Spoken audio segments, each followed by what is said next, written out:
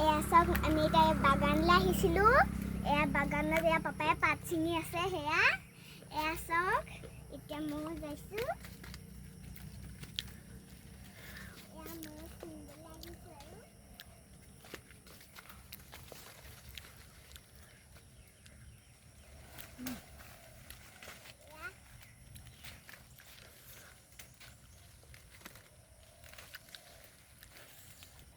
এয়া চাওক মই এয়া এইখিনি পাত ছিঙিলোঁ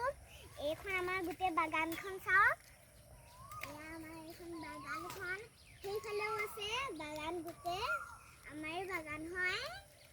এয়া চাওক মই এইখিনি পাত ছিঙিলোঁ সেয়া পাপাই পাত ছিঙি আছে আৰু অকণমান ছিঙিব